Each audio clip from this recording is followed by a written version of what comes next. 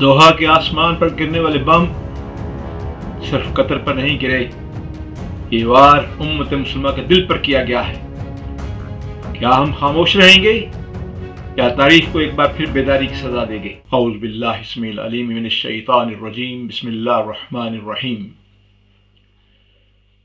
مشرق وسطیٰ کی تاریخ بارہا اس امر کی گواہ رہی ہے، یہاں کی زمین بارود اور سازشوں کی جولانگاہ بنی رہی۔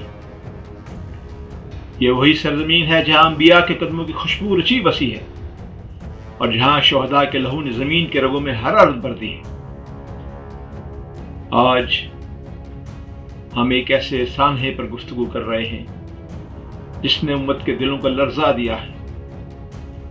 دوحہ جو امن کی علامت تھا، اسرائیلی بمباری کا شکار ہوا۔ یہ حملہ محض قطر پر نہیں، یہ ہماری غیرت، ہماری عزت اور ہمارے ایمان پر کھلا وار ہے۔ ٹرمپ کہتے ہیں کہ وہ اس حملے سے خوش نہیں،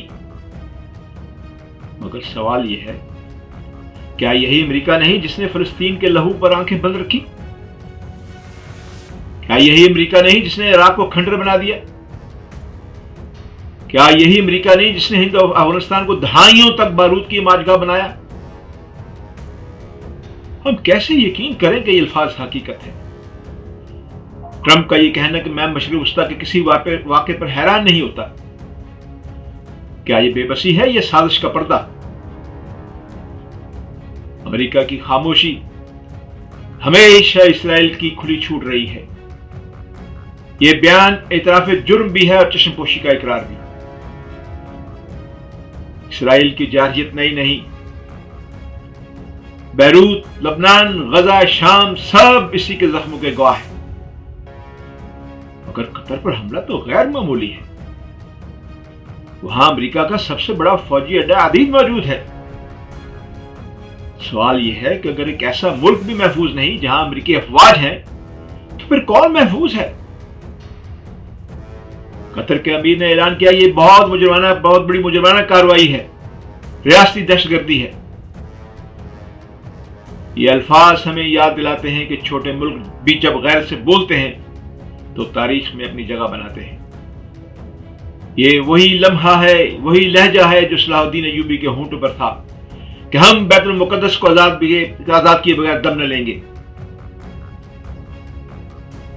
حماس نے کہا ہے کہ قیادت محفوظ رہی مگر 6 افراد شہید ہو گئے۔ یہ شہداء ہماری آنکھوں کا نور ہے۔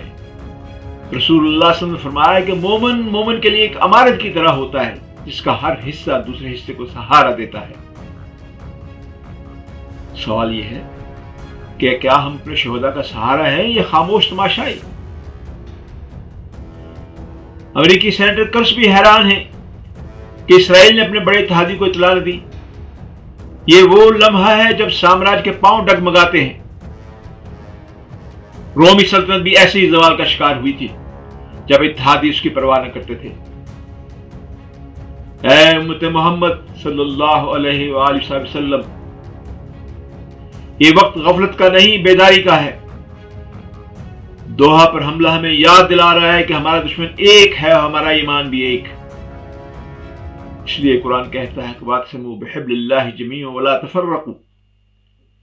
اگر آج ہم تفرقے میں رہے تو دوحہ کے بعد مکہ مدینہ بھی محفوظ نہیں رہیں گے خاک و بدن۔